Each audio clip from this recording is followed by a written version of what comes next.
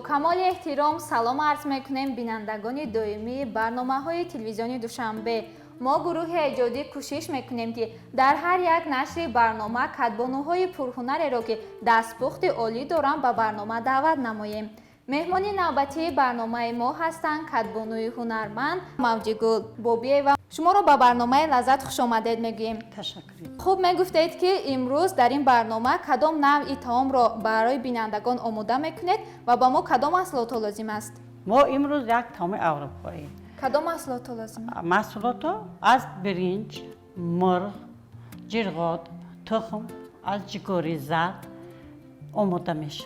خورش از پمیدور، از بودرینگ، بایمجان، کبشکا، از سبزبوت، کبوتیای وطنی خودمون، از بلغاری، از سرپیاز، امیو خورش آماده میکنیم. سر اول کارو از چی شروع میکنیم؟ سر اول کارو از طعام سر میکنیم. یعنی اول طعام رو آماده میکنیم. یعنی طعام آماده میکنیم. طعام آماده شده میکنیم. بعد ما این طرف خورش رو آماده کنیم. ای سبب که وقتی ما کم است ایرو علاقه ما زیرباندگی تخم ما تیار است. بازی ما از مرغ سر میکنیم. مرغ رو میزیربونیم. سیر پیاز رو پیاز بعد جرقات از این چیز این طعام تیار میشه و بعد از این خوکه زیره خوکه ما خوشبوی کننده و از خوشبوی استفاده میبریم. بعد ما سیر پیاز رو ایلوه میکنیم. بعد از سیر پیاز رو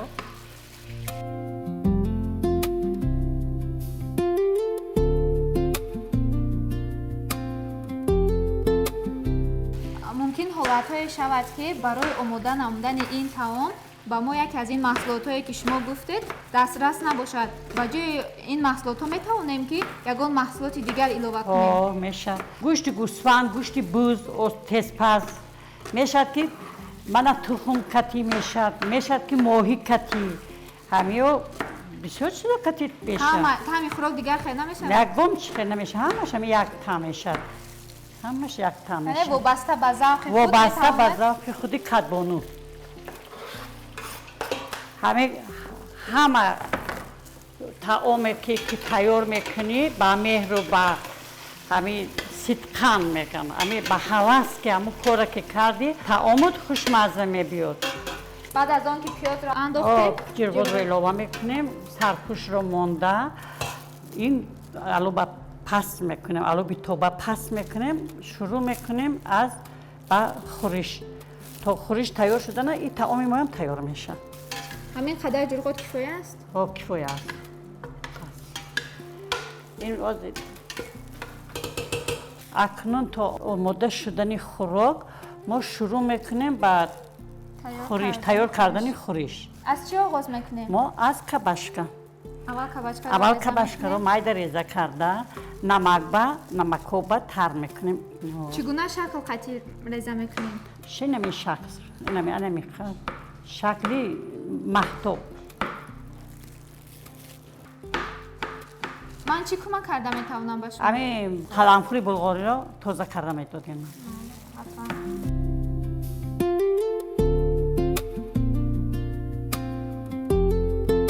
بسیاری از نفران هنگام اجرا کردن یگان کاری خانه و یا پختن یگان طعام سرود زمزمه میکنند. آیا شما نیز چنین هستید که هنگام اجرای یگان کاری خانه سرود زمزمه میکنید؟ من همه کارم با سرود زمزمه میکنم.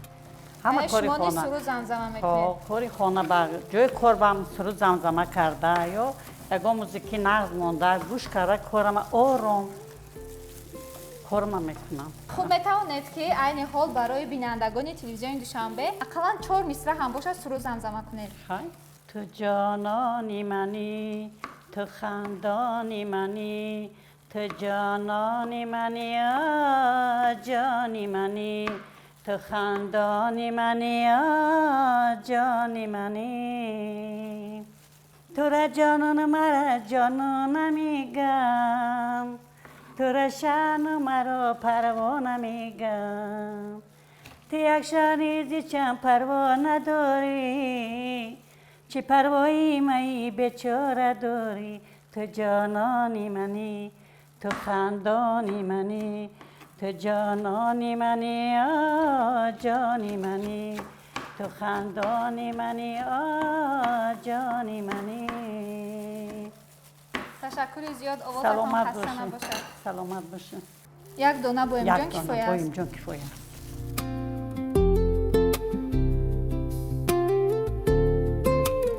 یا ما می توانیم علارش کرده اما شاید جای روغن با زیر بانیم بویم جان این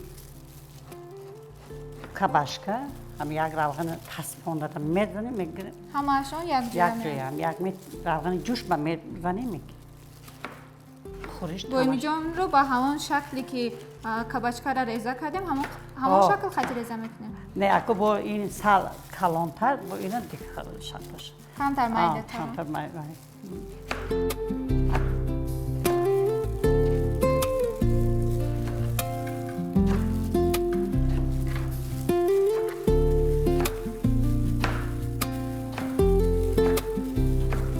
طلبه صنف ششم خان بودم مادرم به من گفت که امروز تو یک طعام تیار میکنی اوشی پلاو همه فکر کردم میرفتم و سندگ می آمدم طرف خواهرچم چیکار کنیم با مادرم نه هر روز نه هر الو با پس من خیر روغن را خودشون نشان داد یا لیتر روغن با اینقدر برنج همش آماده کرد مادرم خیر وای با مزه بود نبود که خوش مزه گفت احمد جان من شوقم همین پخت و پز و شوقم کدبانی بده زیاد شد بعد دیوار با خمیر کردم خمیر خریدم نان پختم در تنور همه تمیته بعد فقط کار مادرم تماشا میکردم همه وقتی که خمیر میکردن خمیرشون نگاه میکردم وقتی که طعام میکردن طعامشون همه تماشا کردم ایستادم که همه هنر شاید که من با در سن سال مقصد شاید که من به همین آخر زندگی در همین هنرها من با لازم شود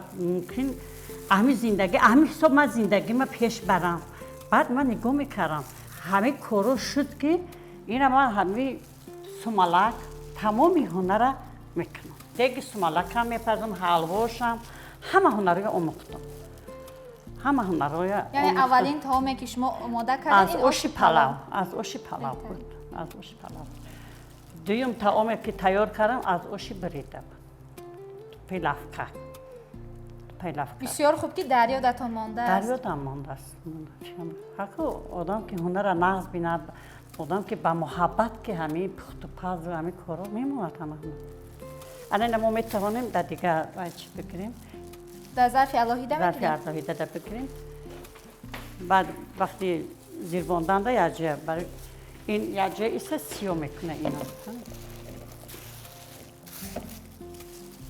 انکو طعام ما آماده شد ما میتوانیم از کابوتیو استفاده کنیم کابوتیو هم سبزوات داشتیم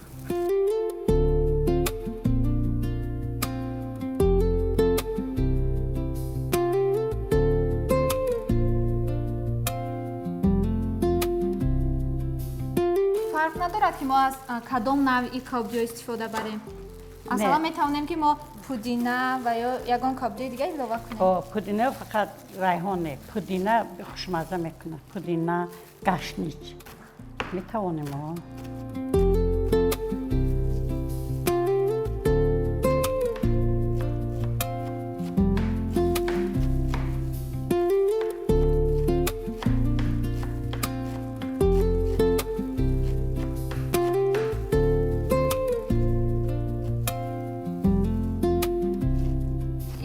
تو چه اندازه برای سلامتی فایده آور است؟ خورش میتونه که کم روغن فایده آور سبزواتش بسیار کابوتیوش بسیارتر اینو فایده آورن اگه میتونیم که ما همین سبزوات‌ها کدو شلغم همین سبزوات‌های طبیعی خود ما میتونیم بیشتر استعمال کنیم استفاده بریم بسیار طعام‌ها کنیم همین سبزوات‌های تر تازه در برابر وطن بودنشون فایده آور است کدو فایده آور است شلغم فایده آور است طعام‌های بسیار دملمه منتو خانوما آیا کدوم من شلغم همین طعم‌هایی که کم روغن از سبزیجاتش بسیار کبوتیش بسیار فایده بخش است. این کبوتر رو حاضر ما با طعمی تیار شده ما ایلوه میکنیم. طعم آماده شد بعد ایلوه میکنیم. آماده شد البته. ما یک تا پمیدور ایلوه کرده الان و در بوق خودش تمام تیار میشه. کبوتر رو ایلوه کرده تفنون رو خاموش کنیم. و بوق خودش خطی البته تیار.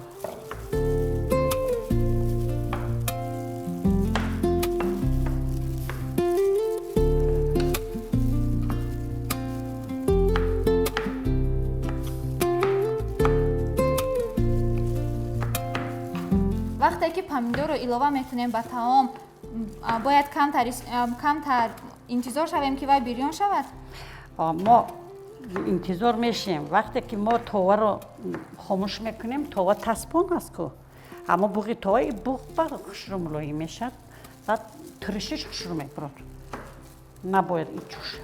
ما پمیدور رو ایلوه کردن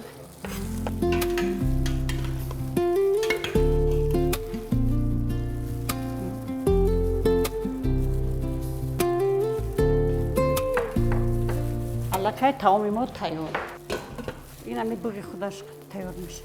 این خوراکی که طعامی که ما وزی آماده کردیم این برنج که همین طعام استعمال کرده میشود.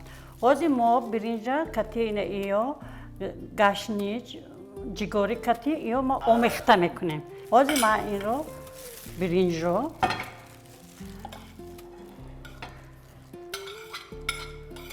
این با نمک و پس شدگی من این اکو گشنیچم بیارم.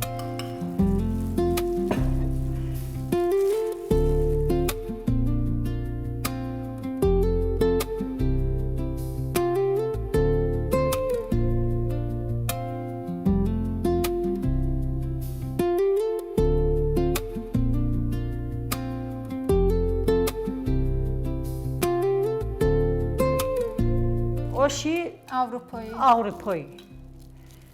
اکو اروپا به بسیار روغن استعمال نمیکنن. اکدوم سبب من فقط اوپاز یعنی کم روغن استعمال میکنن.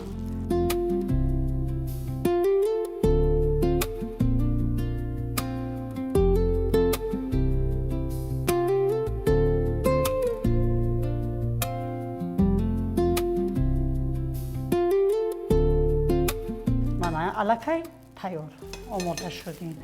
ما میتوانیم که میتوانیم که سوسچه میگیم. سوسچه شورباچه میگیم خودمون. اکو این کتی این آمیخته کرده. الهیده میبردارید؟ این رو الهیده میبرداریم. کدام خویشمنده. من فکر کردم یک جا میبردارید. نه.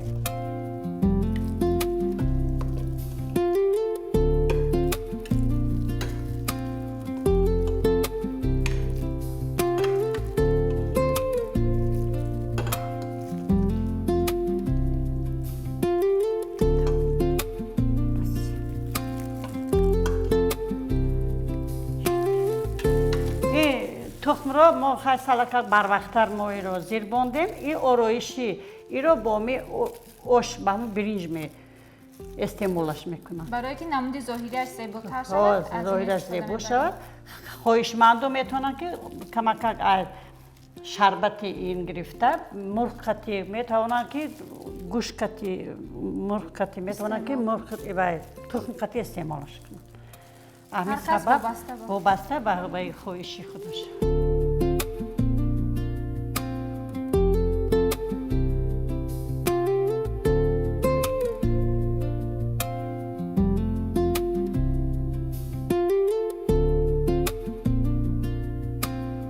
طعام ما تیار شد. اکنون ما شروع میکنیم بعد خورش پمیدور ریزه کنیم. برای آماده نمودن خورش باشد پمیدور رو به چگونه شکل ریزه میکنیم؟ برای آمادن خورش شکلی محتوب کنم که شکل به همین گونه شکل به همین گونه شکل ریزه میکنیم.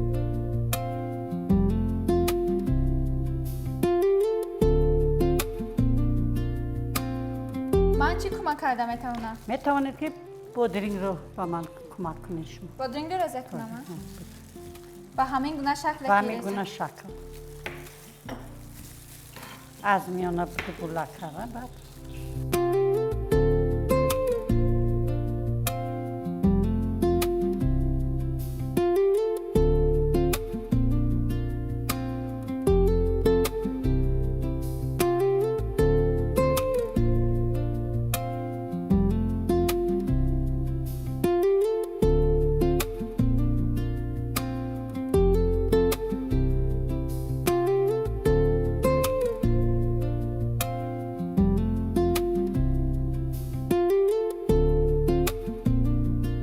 عادتاً هر یک نفر آماده نمودن یگان نوعی طعام و یا خورش رو دوست می‌دارد.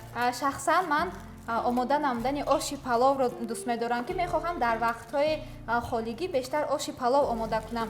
آیا شما نیز یگان طعامی هست که آماده نمودنش رو دوست می‌دارید؟ من همه طعام رو دوست می‌دارم. نه بنیاد مانتو رو، آش بریده رو، خروتاب، شکر رو، همه طعام‌های ملی خود رو بنیاد انتظار میشم که مرا بگم که همین روز آش بریده کن یا که شکر کن یا که خروتاب کن یا که مانتو کن.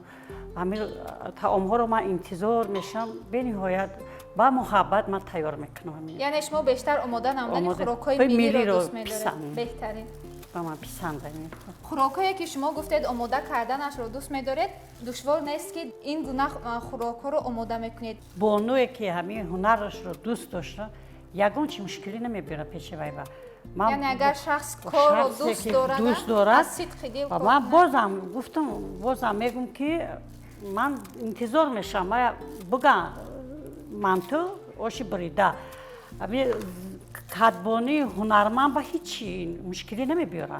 یعنی اگر با یک شوق و ذوق با شوق و با هوس اما انتظار شده ایستادم که مانتو میخورم با یک هوس میکنید که با لذت اما مانتوی ما آماده شود همه کسا استعمال کنیم.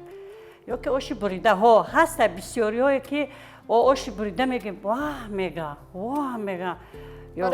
برای آماده باید مشکل میتوه برای که آدم مهر نداره کردنی نه کچک در یک گپی توجیکی ما میگن که رو دقیقه است که گپی لهجه‌ای هرکم آدم که کار کرد مهرش هم زیاد میشه خود یک بازیچه برای میشه.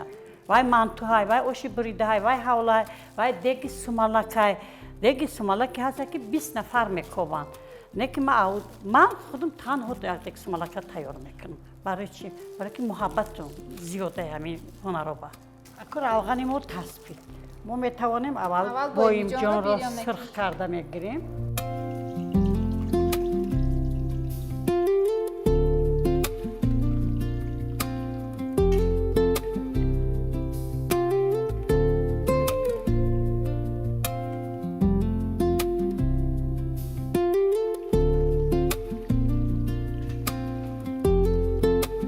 تمام سرخ که شد الکی تیار. یعنی بسیار بیریون نمیکنیم. نه یعنی سرخ که شد در سبب که تنگ ریزه کرده که تیز در افغان ملایم میشه زود تیار میشه.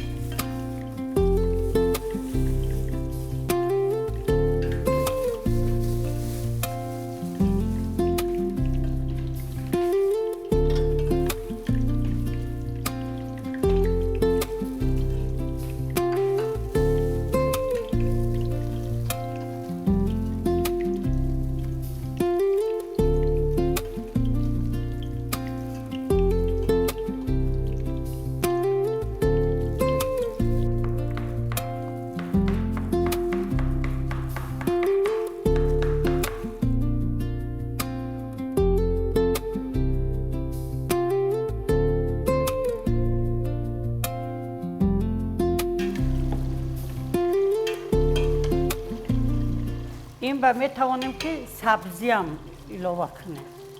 همین خورش با سبزی هم زیر بانده علاوه کنیم. یعنی هر نفر وابسته به خواهش خود میتواند یگان سبزوات های دیگر نیز علاوه کنند. تا سرخ شدن کبشکا ما میتوانیم сабзавотро кабудиро кабутиро реза кунем.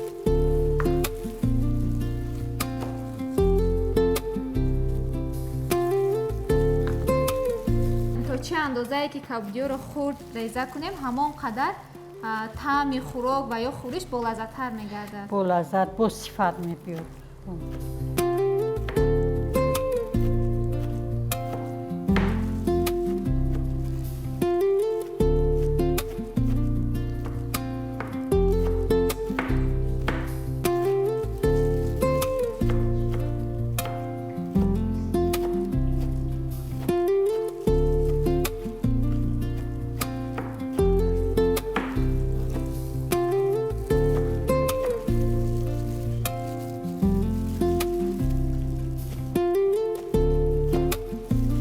ман рафта кабачкаро бинам ки бирён шуда.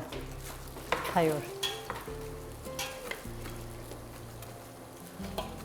ба фикрам ҳамин қадар Кифоя. сурх шудан кифоя аст. Не, камакак дигар. камакак дигар ист. аммо метавонем якта пиёзро илова кунем тамом. дар хӯриш пиёз илова мекунем. Якта пиёз майда кара. Ай ҳама охир баъд пиёзу дашт. Ва яка омода кардем баъд аз ҳама охир. барои ороиш аст пиёзро. Ай ҳама охир баъд пиёз. Якта бас.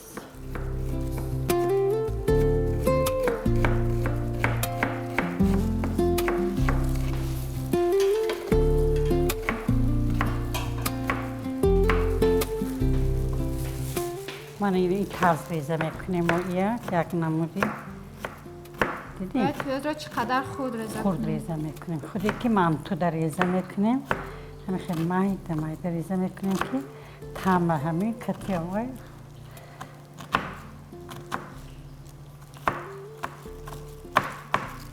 модар дар хона дон кадбонии хонава тарбиягари фарзандо аст. ҳама бояд духтарҳо фарзандо аз модар меомӯзанд ҳунарҳои. ҳамин модар чӣ ҳунаре дошта бошад, фарзанд аз модар ҳунар меомӯзад. на ин ки мана кадом соҳаеда ки бонувони мо кор мекунанд, кадом соҳаеда бояд ҳамаш ҳамин ҳунарҳоя омӯзанд. хона барафта бо таомҳои тоҷикӣ, таомҳои миллии худро тайёр карда бо фарзандошта истеъмол кунанд. новобаста аз он ки дар кадом соҳа кору фаъолият мекунад бояд ҳатман аз омода намудани тамоми хӯрокҳо барояд. бояд ҳама вақт ҳамин бонуи тоҷики мо ҳунарманд бошанд. ҳунар хуб аст бонувонда. ва ҳар як нафар омода намудани ягон таом ва ё ягон иҷрои ягон корро ҳатман аз модари худ меомӯзад. аз модар меомӯзад. аз чӣ қадим гуфтагӣ ҳастанд ки фарзанд модар чӣ гуна фарзанд намуна. модар ҳамин чӣ ҳунаре дошта бошад фарзанд меомӯзад. тарбиятгари асосии фарзанд модар аст. сарчашма аз модар мегиранд. ҳай падар марди аз дар берун аст. падар саҳар мебурад бега медурад. бояд мо бонуҳо ҳама вақт ҳунарманд бошем. ҳама вақт кӯшиш кунем ҳаракат кунем ки тарбияи фарзанда дар ҳама ҷо мақсад кор фаъолият кара ба хонаи худ рафта бо ҳамин таомҳоро омода кунем барои фарзандо истеъмол кунанд. ҳар чизо рафта аз берун харида касал нашаванд. таоме ки дар хона тайёр мекунем фоидаовар аст барои аллакай мо метавонем бардорем.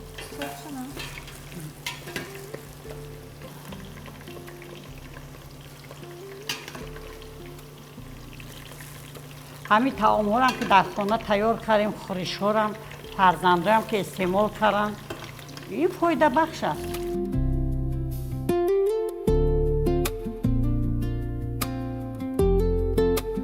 аллакай хӯриши мо омода шуд. мо метавонем омехта кунем. ҳамашро омехта карда кабутиёрам илова мекунем. аввал илова карда охирон ба пиёзи қима карда қати гашниш омехта мекунем. нахоти сабз.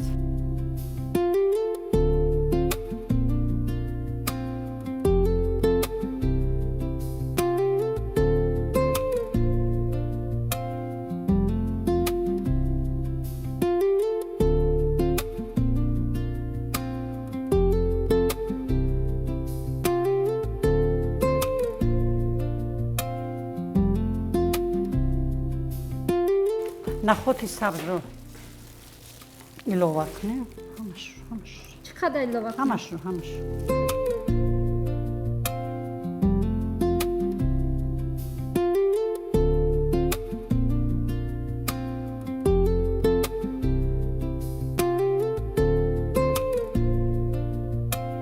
الکای خورشی ما آماده شد ما میتوانیم در ظرف گرفته استعمالش کنیم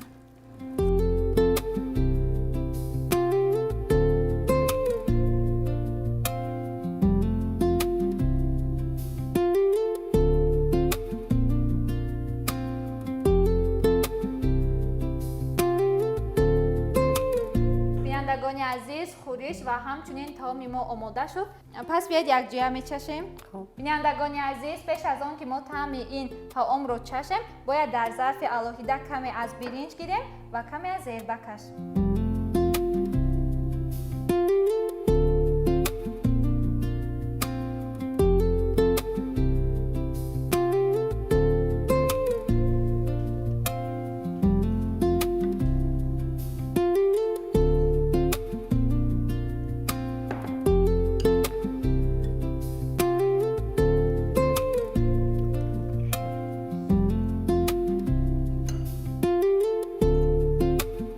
در واقع یک طعام بسیار هم لذیذ است که من یکم بار بود که از این نوع طعام استعمال میکنم در واقع با لذت. تشکر. خورش رو میچشیم. خورش رو میچشیم.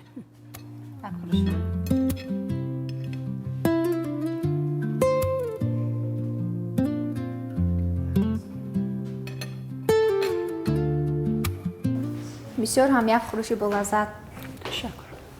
تشکر به شما که برای ما آماده نمودن یک نوع طعام اروپایی و همچنین خورش اروپایی را نشان دادید. در واقع بسیار هم طعم طعام با لذت بود و هم خورش. رحمت. تشکر برای آنکه دعوت ما را پذیرفته به برنامه ما قدم رنجه کردید و با حضورتان برنامه ما را باز هم رنگین تر کردید. رحمت. دوستان عزیز در همین جا برنامه امروزه ما به انجام میرسد. هفته بعدی همین وقت و همین ساعت و میخوریم تا برنامه های بعدی. خیر.